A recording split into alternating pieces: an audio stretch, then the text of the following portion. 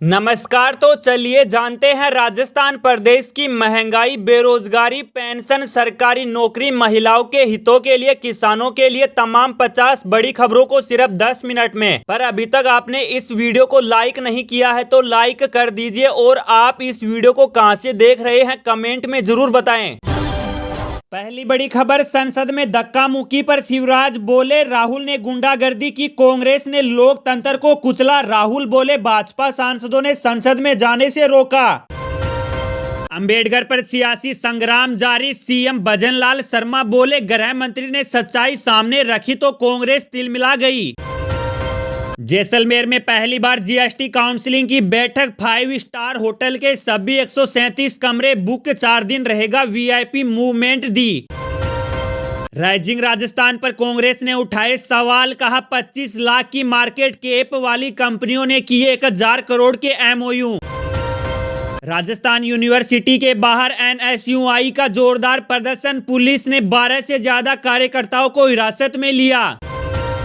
CM Bhajanlal Sharma के खिलाफ आपत्तिजनक ट्वीट करने के आरोप में भरतपुर से एमबीबीएस का छात्र गिरफ्तार। राजस्थान को नए साल पर मिलेगी बड़ी सौगात, रिफाइनरी होगी शुरू, लाखों लोगों को मिलेगा रोजगार। अमित शाह को बचाने की साजिश, राहुल के बचाव में उतरी प्रियंका, भाजपा सांसदों को दी यह चुनौती। राजस्थान में सरकारी टीचर बनने की मची होड़, 3 दिन में 29,000 लोगों ने रीट एग्जाम का भरा फॉर्म। आईसीसी ने किया confirm, champions trophy 2025 hybrid model में ही खेली जाएगी, पाकिस्तान में भी भारत नहीं खेलेगा। भीलवाड़ा में शाह के बयान का विरोध, कलेक्ट्रेट पर किया प्रदर्शन, राष्ट्रपति के नाम सौंपा ज्ञापन। हम संसद में रोज धरना देते थे, आज तक हिंसा नहीं हुई, धक्का मुक्की कांड पर बोले मल्लिकार्जुन खड़गे। राजस्थान के 10 जिलों में शीतलहर का अलर्ट जारी, इन इलाकों में और बढ़ेगा कोहरा। डोटासरा ने सीएम भजनलाल को दी सीधी चुनौती, बोले 1 साल का काम लेकर आए, इस मुद्दे पर खाचरियावास को छोड़ा अकेले। अनशन कर रहे किसान नेता डल्लेवाल बेहोश, सुप्रीम कोर्ट ने पंजाब सरकार से कहा डल्लेवाल के टेस्ट सीटी स्कैन आपकी जिम्मेदारी। अब राजस्थान के स्कूलों में लोकल लैंग्वेज में होगी पढ़ाई, दिलावर बोले अभिमन्यु मां के पेट में ही सब कुछ सीख गए थे। राजस्थान के हर जिले में खुलेगा मेडिकल कॉलेज, इलाज के लिए दूसरे जिले में जाने का झंझट होगा खत्म। राजस्थान में केंद्र सरकार के दूर संचार नियम लागू, निजी भवनों पर मोबाइल टावर लगाने की फीस खत्म। अगली बड़ी खबर, कांग्रेस ने भजनलाल सरकार को घेरा, पेपर लीक, ईआरसीपी और जातिगत राजनीति को लेकर बोला हमला। जी हां, राजस्थान में बीजेपी सरकार के 1 साल पूरा होने के बाद प्रदेश कांग्रेस कमेटी ने सरकार की विफलताओं को उजागर करने के लिए विशेष अभियान शुरू किया है। पीसीसी प्रमुख गोविंद सिंह डोटासरा एक प्रेस कॉन्फ्रेंस में बीजेपी पर तीखे आरोप लगाते हुए कहा कि प्रदेश में बदहाली का माहौल है। उन्होंने आरोप लगाया कि राइजिंग राजस्थान के नाम पर सरकार जनता को गुमराह कर रही है। डोटासरा ने कहा प्रधानमंत्री नरेंद्र मोदी और बीजेपी आरएसएस के नेताओं ने बड़े बड़े वादे किए थे, लेकिन कानून व्यवस्था और प्रशासन को पूरी तरह विफल कर दिया। नहीं सहेगा राजस्थान का नारा देकर सत्ता में आए, लेकिन अब जवाबदेही का समय आ गया है। धक्का मुक्की विवाद पर बोले राहुल गांधी, संसद की सीढ़ियों पर डंडे लेकर खड़े थे भाजपा के सांसद। राज्यसभा में धक्का मुक्की वाले विवाद के बाद कांग्रेस की तरफ से प्रेस कॉन्फ्रेंस की गई। इसमें कांग्रेस अध्यक्ष मल्लिकार्जुन खड़गे, राहुल गांधी, जयराम रमेश समेत तमाम नेता मौजूद रहे। इस दौरान संविधान पर बहस के दौरान राज्यसभा में केंद्रीय गृह मंत्री के भाषण पर राज्यसभा के नेता प्रतिपक्ष और कांग्रेस अध्यक्ष मल्लिकार्जुन खड़गे ने कहा सरकार और खासकर प्रधानमंत्री और केंद्रीय गृह मंत्री अमित शाह डॉक्टर BR अम्बेडकर के बारे में जो बयान दे रहे हैं वह बहुत दुखद है। और उन्होंने कल तथ्यों को देखे बिना ही प्रेस कॉन्फ्रेंस को संबोधित किया। जवाहरलाल नेहरू डॉक्टर BR अम्बेडकर को गाली देने से पहले उन्हें तथ्यों को देखना चाहिए। खड़गे ने आगे कहा कि अम्बेडकर पर बयानबाजी काफी दुखददायक है। गृह मंत्री ने तथ्यों से परे बात कही। उन्होंने आगे कहा कि भाजपा ने नेहरू अम्बेडकर पर सिर्फ झूठ बोला और उनका अपमान किया। गहलोत के सामने पायलट ने क्यों कहा समय का चक्कर पूरा घूमता है, वहीं पुलिस फिर धरने के लिए आ गए। गहलोत के सामने पायलट ने क्यों कहा समय का चक्कर पूरा घूमता है, वहीं पुलिस फिर धरने के दिन आ गए। जयपुर में कई सालों बाद एक अलग सियासी नजारा देखने को मिला। राजस्थान की भाजपा सरकार के खिलाफ कांग्रेस के विरोध प्रदर्शन में सारे गुट एक साथ नजर आए। पूरी कांग्रेस एक मंच पर थी। ऐसे नजारे 2018 में कांग्रेस के सत्ता में लौटने से पहले जयपुर की सिविल लाइंस पर आम थे। कांग्रेस के इस प्रदर्शन में भाजपा सरकार के खिलाफ विरोध करने से ज्यादा कांग्रेस की एकजुटता की चर्चाएं रही। हालांकि एकजुटता में थोड़ी सहजता भी दिखी। इशारों में नेताओं ने एक दूसरे पर सियासी वार भी किए। मंच पर पीसीसी चीफ गोविंद सिंह डोटासरा, पूर्व मुख्यमंत्री अशोक गहलोत, सचिन पायलट और अन्य नेता मौजूद थे। सांसद राजकुमार रोत ने पीएम मोदी के सामने रखी बिल प्रदेश बनाने की मांग, परमाणु बिजली घर पर क्या कहा। जी हां, बांसवाड़ा सांसद राजकुमार रोत ने बुधवार को प्रधानमंत्री नरेंद्र मोदी से मुलाकात की। प्रधानमंत्री नरेंद्र मोदी से मुलाकात के दौरान उन्होंने बिल प्रदेश बनाने की मांग की। साथ ही उन्होंने बांसवाड़ा जिले में प्रस्तावित टाइगर प्रोजेक्ट रोकने की मांग भी की है। 20 मिनट की मुलाकात में सांसद रोत ने प्रधानमंत्री से कई मांगों पर चर्चा की। उन्होंने प्रधानमंत्री को 17 सूत्रीय मांग पत्र सौंपा। खास तौर पर आदिवासियों को मिले विशेष संवैधानिक अधिकारों को सही से लागू कराने, डूंगरपुर बांसवाड़ा में पेयजल सिंचाई के साथ साथ शिक्षा और स्वास्थ्य सुविधाओं के विस्तार से जुड़ी मांगे प्रमुख थी। सांसद राजकुमार रोत ने बताया कि प्रधानमंत्री से यह मुलाकात सकारात्मक रही है। उन्होंने सभी मांगों पर गंभीरता से विचार करने का आश्वासन दिया है। रेड परीक्षा को लेकर आई बड़ी खबर, कलेक्टर बनाएंगे परीक्षा संचालन समिति। बोर्ड सचिव ने बताया कैसे करे आवेदन। जी हां, राजस्थान में 27 फरवरी को प्रस्तावित रीट के मद्देनजर मुख्य सचिव के निर्देश पर जिला कलेक्टरों को परीक्षा संचालन समिति के गठन की जिम्मेदारी सौंपी गई है। समिति में जिला कलेक्टर अध्यक्ष तथा पुलिस अधीक्षक सह अध्यक्ष तथा जिला कलेक्टर द्वारा नामित अतिरिक्त कलेक्टर नोडल अधिकारी होंगे। हालांकि आवेदकों की संख्या एवं परीक्षा केंद्रों की उपलब्धता के दृष्टिगत परीक्षा तिथि में बदलाव भी किया जा सकता है। सुरक्षा के पर्याप्त इंतजाम रहेंगे। बोर्ड संवेदनशील व अति संवेदनशील परीक्षा केंद्रों पर सीसीटीवी तथा अन्य केंद्रों पर वीडियोग्राफी से निगरानी रखेगा। सचिव कैलाश शर्मा ने बताया कि बुधवार शाम तक लेवल फर्स्ट में 15,570 एवं लेवल सेकंड में 13,738 अभ्यर्थियों ने ऑनलाइन आवेदन किया है।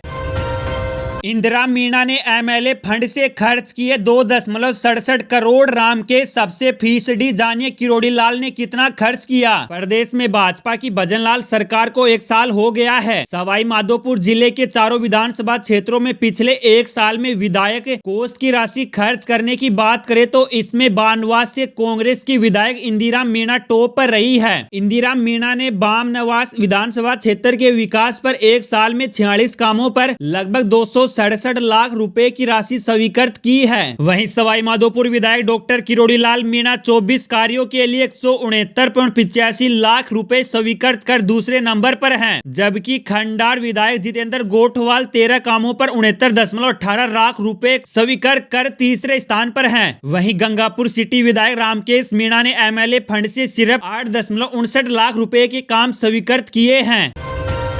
खरगे, सारंगी, राहुल और राजपूत संसद में धक्का मुक्की के कितने किरदार। जी हां, अंबेडकर पर अमित शाह के बयान से मचे हंगामे ने गुरुवार को संसद परिसर में धक्का मुक्की का रूप ले लिया। सदन शुरू होने से पहले ही संसद भवन के मक्कर द्वार पर कांग्रेस और बीजेपी के सांसद अलग अलग प्रदर्शन कर रहे थे। इसी दौरान बीजेपी के 2 सांसदों के घायल होने की खबर आई। बीजेपी का आरोप है कि नेता प्रतिपक्ष राहुल गांधी ने उनके 2 सांसद प्रताप सारंगी और मुकेश राजपूत के साथ धक्का मुक्की की, जिससे दोनों घायल हो गए। मामला जब और आगे बढ़ा तो कांग्रेस अध्यक्ष मल्लिकार्जुन खड़गे ने स्पीकर ओम बिरला को एक चिट्ठी लिखी। खड़गे की चिट्ठी में बीजेपी सांसदों पर गंभीर आरोप लगाए गए हैं। नरेश मीणा की रिहाई को लेकर आंदोलन की चेतावनी पर भड़के किरोड़ी दे डाली है नसीहत। देवली ओनियारा सीट पर विधानसभा उपचुनाव के दौरान एसडीएम अमित चौधरी को थप्पड़ मारने और समरावता गांव में हुए बवाल को लेकर जेल में बंद नरेश मीणा की रिहाई को लेकर समर्थकों ने आंदोलन की चेतावनी दे डाली है। इसी बीच आंदोलन को लेकर कैबिनेट मंत्री किरोड़ी लाल मीणा ने बड़ा बयान दिया है। उन्होंने कहा कि कुछ लोग पंचायत के नाम पर राजनीति कर रहे हैं। दरअसल कांग्रेस नेता प्रहलाद गुंजल के नेतृत्व में नरेश मीणा के समर्थक 29 दिसंबर को बड़ा आंदोलन करने की तैयारी में जुटे हुए हैं। नरेश मीणा की रिहाई की मांग को लेकर होने वाली महापंचायत पर किरोड़ीलाल मीणा ने कहा है कि यह तो उनसे पूछना चाहिए कि महापंचायत क्यों कर रहे हैं। सर्दी से थर थर कांप रहे राजस्थान के 10 बड़े शहर, आज इन 7 जिलों में अलर्ट। राजस्थान में कड़ाके की सर्दी का दौर जारी है। प्रदेश में पिछले 15 दिन से सर्दी का प्रकोप है। दिसंबर के पहले दिन शुरू हुआ सर्दी का दौर अभी तक हल्का नहीं पड़ा है। इन दिनों सर्दी का आलम यह है कि प्रदेश के लगभग सभी शहरों का न्यूनतम तापमान सामान्य से नीचे है। रात्रि के तापमान में भारी गिरावट आने के चलते लोग सर्दी से कांप रहे हैं। सबसे ठंडा शहर माना जाने वाला माउंट आबू से भी ज्यादा ठंडा इन दिनों शेखावाटी का इलाका है, जहां पिछले एक सप्ताह से न्यूनतम तापमान माइनस में है। मंगलवार को भी सीकर के फतेहपुर का न्यूनतम तापमान -1.5 डिग्री सेल्सियस दर्ज किया गया। प्रदेश के 10 शहर ऐसे हैं जो पिछले एक सप्ताह कड़ाके की ठंड है। इनमें फतेहपुर, पिलानी, चूरू, माउंट आबू, नागौर, अलवर, संगरिया, भीलवाड़ा, पीलीबंगा और सीकर शामिल है। अब राजस्थान के स्कूलों में लोकल लैंग्वेज में होगी पढ़ाई, दिलावर बोले। अभिमन्यु माँ के पेट में ही सब कुछ सीख गए थे। राजस्थान सरकार में शिक्षा राज्य मंत्री मदन दिलावर एक दिवसीय दौरे पर अजमेर में हैं। दिलावर रीट परीक्षा को लेकर माध्यमिक शिक्षा बोर्ड सभागार में शिक्षा विभाग और बोर्ड के अधिकारियों के साथ एक बैठक लेंगे। उससे पहले एनडीटीवी से खास बातचीत में मंत्री दिलावर ने कहा कि लोकल लैंग्वेज के बारे में देश के प्रधानमंत्री नरेंद्र मोदी राष्ट्रीय शिक्षा नीति 2020 नीति लागू की थी, उसमें भी यह प्रावधान है। दिलावर ने यह भी कहा कि प्रारंभिक शिक्षा के बारे में राष्ट्रीय शिक्षा नीति में यह है कि स्थानीय बोली या मातृभाषा में पढ़ाया जाए, क्योंकि बच्चा जब पैदा होने के बाद भी माँ की गोदी में रहता है, माँ के साथ रहता है, परिवार में रहता है, बिना कुछ सीखे, परिवार में रहता है, बिना कुछ लिखे पढ़े वह सब बात सीखता है। और बच्चा जब स्कूल में जाता है तब बच्चे को स्कूल में दूसरा वातावरण दिखाई देता है। अगली बड़ी खबर, पेड़ों को काटने के लिए नहीं बचाने के लिए है कानून, सुप्रीम कोर्ट की 2 टूक। जी हां, सुप्रीम कोर्ट ने पेड़ों की कटाई के मामले की सुनवाई करते हुए साफ कहा कि पेड़ों पर बने कानून पेड़ों को बचाने के लिए है, काटने के लिए नहीं। कोर्ट ने कहा कि वह दिल्ली में पेड़ों की गणना और उन्हें बचाने के लिए कदम उठाने के बारे में आदेश पारित करेगा। न्यायमूर्ति एएस ओका और न्यायमूर्ति मनमोहन की पीठ पेड़ों की अधिकृत कटाई और दिल्ली वृक्ष संरक्षण अधिनियम तथा अन्य राज्य कानूनों के प्रावधानों के सख्त क्रियान्वयन से संबंधित मुद्दों पर सुनवाई कर रही थी। पर्यावरणविद एम.सी. मेहता की 1985 में दायर जनहित याचिका पर कोर्ट सुनवाई कर रही थी। सुप्रीम कोर्ट ने आदेश में आगे कहा कि 1994 अधिनियम के तहत अधिकारी 50 या अधिक पेड़ों की कटाई की अनुमति देते हैं। भाजपा सांसद प्रताप सारंगी के सिर में लगी चोट, राहुल गांधी पर लगा धक्का देने का आरोप। जी हां, भारतीय जनता पार्टी के सांसद प्रताप चंद्र सारंगी गुरुवार को संसद में चोटिल हो गए। वो संसद भवन की सीढ़ियों से गिर गए और उन्हें वही शहर पर बाहर ले जाया गया। इस घटना के लिए राहुल गांधी को जिम्मेदार मानते हुए सारंगी ने कहा, मैं सीढ़ियों पर खड़ा था तभी राहुल गांधी ने एक सांसद को धक्का दिया और वो मेरे ऊपर गिर गए, जिससे मैं गिर गया और मुझे चोट लग गई। हालांकि राहुल गांधी ने धक्का मुक्की के आरोपों को खारिज किया। उन्होंने कहा, कैमरे में सब कैद होगा, मैं सदन में जाने की कोशिश कर रहा था। इस बीच भाजपा के सांसदों ने मुझे धकेला और धमकाया। नासिक के प्याज की एंट्री से अलवर के किसान परेशान, मंडी में घटा लाल प्याज का भाव। देश में नासिक के बाद दूसरी सबसे बड़ी प्याज मंडी में आने वाले लाल प्याज की कीमतों पर असर पड़ने लगा है। कारण है कि इन दिनों अलवर के अलावा महाराष्ट्र के नासिक, गुजरात और मध्य प्रदेश के प्याज की आवक शुरू हो गई है। इसके चलते अलवर के लाल प्याज के दामों में कमी देखी जा रही है। लाल प्याज के भाव में कमी को देखते हुए अब किसानों की चिंता बढ़ने लगी है। इससे पहले अलवर मंडी में किसानों को 45 रुपए किलो तक प्याज के भाव मिले थे, जो वर्तमान में मात्र 25 रुपए किलो पर आकर रुक गया है। अलवर प्याज मंडी के संरक्षक पप्पू सैनी ने बताया कि अलवर में प्याज मंडी में 15 अक्टूबर से 15 जनवरी तक अलवर के लाल प्याज की आवक रहती है। 20 दिसंबर के बाद प्याज की आवक धीरे धीरे कम होने लगती है।